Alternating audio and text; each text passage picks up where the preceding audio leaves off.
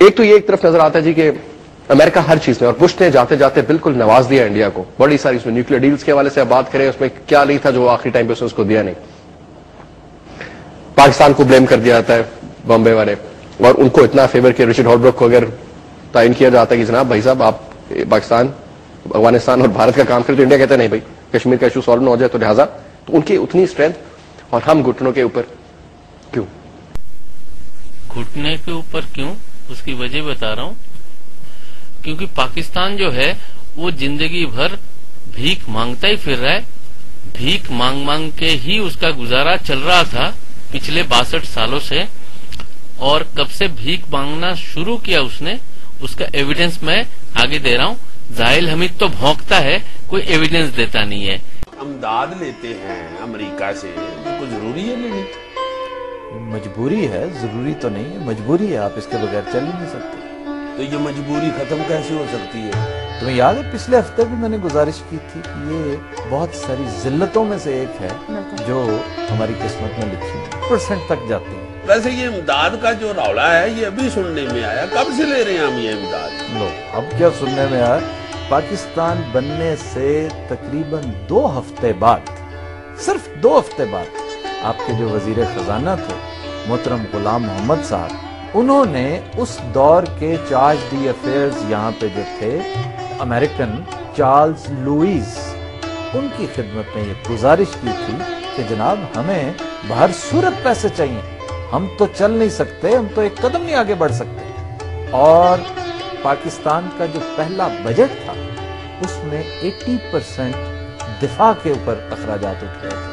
11 ستمبر 1947 کو جو میٹنگ ہوئی، کیبنٹ میٹنگ کو ہیڈ کرتے ہوئے قائد اعظم نے یہ فرمایا تھا کہ ہمیں رشین امپیریلزم سے شدید خطرہ ہے. ان کے قائد اعظم نے کہا کہ رشیا سے خطرہ ہے، اس لیے امریکہ کے گود میں جا کے بیٹھ جاؤ اور بھیک مانگتے رہو، اللہ کے نام پہ دے دے، مولا کے نام پہ دے دے کیے جاؤ اور اپنا گزارا کرتے رہو، ایسی تمہاری زندگی چلے گی.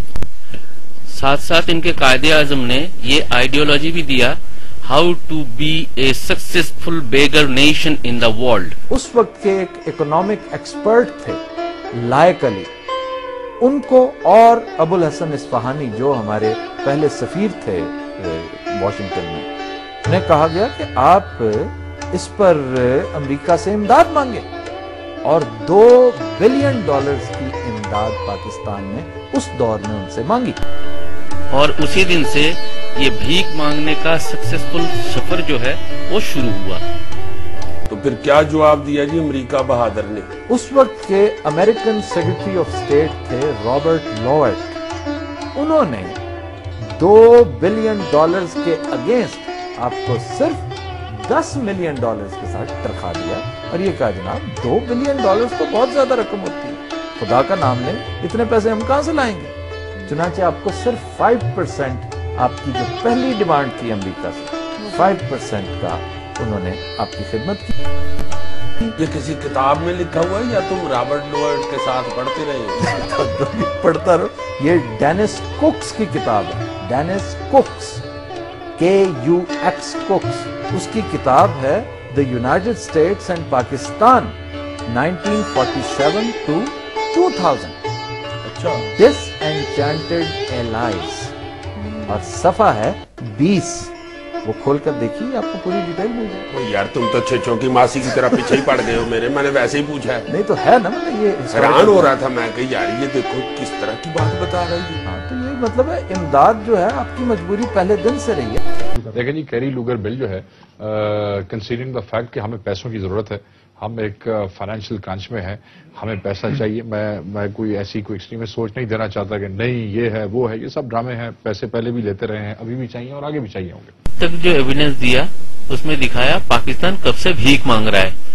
اب نیکسٹ ایشو، اس پرٹیکولر کیس کی جہاں تک بات کریں نا، یہ پرٹیکولر لاہور انسیڈنٹ جو ہوا ہے، اس کے بعد اگر آپ انڈین میڈیا کو اور ان کے اینالسٹ کو بھی مانیٹر کریں تو وہ خوف میں مبتلا اور ڈیفینسو ہے. یہ ممبئی والا حال نہیں ہے. ممبئی میں جس طرح وہ چڑھائی کر رہے تھے پاکستان کے اوپر. اب یہ زاہل حمید یعنی کہ مینٹل پیشنٹ، سائیکو پیشنٹ کی مینٹل حالت دیکھیے. لاہور میں انسیڈنٹ ہوا ہے، وہ یہ سوچ رہا ہے کہ اس کے اوپر انڈیا میڈیا शोर शराबा करेगा। मतलब ये किस कैटेगरी का सोच है और कितना बड़ा जाहिल है, ये खुद ही प्रूफ कर रहा है। पाकिस्तान अगर चाहे तो हम इस वक्त इंडिया पर पाबंदियां लगवा सकते हैं। जाओ लगवाओ, कौन मना कर रहा है? यहाँ पे बैठे बैठे भौंक क्यों रहे हो? हाँ, अगर हम थोड़ा सा यूएन में मूव करें, थोड़ा डिप्लोमेटिकली मूव करें, हमारी गवर्नमेंट फ्रीज हुई हुई है इस वक्त कि इंडिया के खिलाफ कोई बात ना निकल जाए। ये हुकूमत कर रही है। क्यों? तो जाओ ना, यूएन में मूव करो, डिप्लोमेटिकली मूव करो, एग्रेसिवली मूव करो, सब कुछ करो ना, क्यों नहीं करते हो? हाँ, खाली भौंकते रहते हो। ये बात तो कौम को इनसे सवाल करना चाहिए, इनको जवाब देना चाहिए कि ये सब इंडिया को डिफेंड क्यों कर रहे हैं। इन्होंने मुंबई पे भी डिफेंड किया, इसलिए किया था कि भाई they are the political people, they are the realistic, they know कि पाकिस्तान से ही टेररिस्ट गए थे, तुम्हारे जैसे भौंकने वाले तो है नहीं, ठीक है ना। इस वक्त है हमें इंडिया पर एग्रेसिव होना चाहिए। एग्रेसिव मतलब कुत्ते के जैसा भौंकना चाहिए, इसका मतलब ये है। आपको बताओ, बल्कि आपने भी देखा होगा टेलीविजन के ऊपर जितने भी चैनल्स के ऊपर जो टिकर चल रहे होते हैं, मुझे एक बंदा, और बच्चों के हों, खवातीन के हों, बड़ों के हों, छोटों के हों, जिसे उसका हर क्रिकेट तो लवर्स सारी हर एज ग्रुप के हैं, बड़े से लेकर के बच्चों तक, एवरीबडी सेड कि India is involved, India is involved and India is involved. इस वक्त मैं मेजॉरिटी की बात कर रहा हूं। हुकूमत वक्त और मीडिया के कुछ एलिमेंट्स क्यों नहीं नुमाइंदगी नहीं कर रहे मुसलमानों की और पाकिस्तान के जज्बात की? इनके जाहिलपन का कैटेगरी ये लोग खुद एक बार प्रूफ कर रहे हैं कि भाई किस कैटेगरी के जाहिल है। ये कह रहा है कि पाकिस्तान के बच्चे बूढ़े सब कहते हैं कि इंडिया इन्वॉल्व है, इंडिया इन्वॉल्व है, और इसी को बेस बना के यूनाइटेड नेशन में जाना चाहिए और यूनाइटेड नेशन में कहना चाहिए कि देखो भाई, हमारे यहाँ पे बच्चे बूढ़े सब कह रहे हैं इंडिया इन्वॉल्व है, तो इससे ज्यादा प्रूफ, इससे बड़ा प्रूफ और क्या चाहिए? इंडिया को बैन करो। और ऑथेंटिक प्रूफ तो कोई मायने नहीं रखता, क्योंकि हमारे जज्बाती कौम है, हमारे लीडर हमारे जज्बात को जो है वो प्रमोट नहीं कर रहा है, उसको आगे नहीं बढ़ा रहा है। तो भाई इसी पॉइंट ऑफ के ऊपर, इस पॉइंट के ऊपर आप इंडिया पे बैन लगाए। वाह वाह वाह वाह, क्या लॉजिक। ये जाहिलों का आका जो है जाहिल हमीद, इनको यूनाइटेड नेशन में भेजना चाहिए। वहां जाके बात करेगा, भौंकेगा, इतना भौंकेगा, यूनाइटेड नेशन वाले कहेंगे यार बिस्किट लाओ, इसका मुंह बंद कराओ, इसका भौंक भौंक सुन के वो लोग परेशान होकर इंडिया के ऊपर बैन लगा देगा। ये टाइम है, वी मस्ट काउंटर अटैक दम, वी मस्ट डिप्लोमेटिकली भी, इकोनॉमिकली भी। इसका काउंटर अटैक का मतलब ये होता है कि भौंकना। डिप्लोमेटिकली काउंटर अटैक तो भौंकेगा, ठीक है, कोई बात नहीं है, तो समझ में आ जाती है। और इकोनॉमिकली भी काउंटर अटैक करेगा। जो मुल्क भिखारी बन चुका है उसके एविडेंस मैं पहले पूरा दे चुका हूं, क्या हालत है। इसके बावजूद भी कोई अगर बंदा कहता है कि इकोनॉमिकली मैं काउंटर अटैक करता हूं, करना चाहता हूं, तो ये तो प्रूव हो जाता है कि ये पागल कुत्ते को काट के पागल बना था। और मिलिट्री थ्रेट भी कि अगर साबित हो गया कि इंडियंस इसके अंदर इन्वॉल्व है, साबित तो है, लेकिन हम चूंकि जिम्मेदार कौम है, इतना जिम्मेदार कौम है कि 62 साल से भीख मांग के जी रहा है। लिहाजा जब तक कि हमारे पास कॉन्क्रीट प्रूफ सामने ना आए।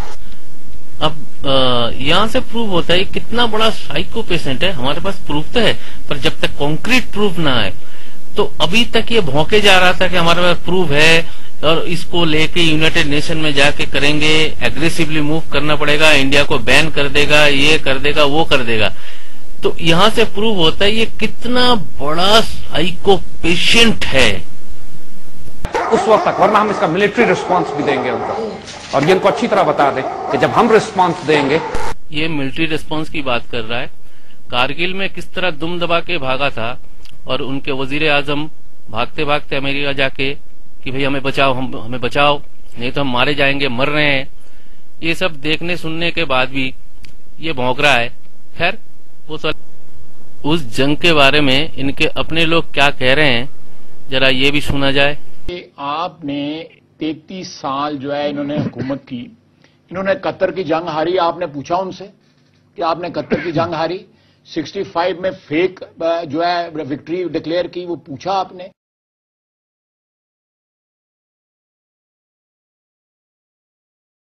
इन्होंने सियाचिन हारा, आपने पूछा उनसे? इन्होंने कारगिल हारा, आपने पूछा किसको उनसे? कह रहे हैं कि पूछा? 6-7 साल पुराना इलेक्ट्रॉनिक मीडिया खाली। मैं अभी भी वक्त है।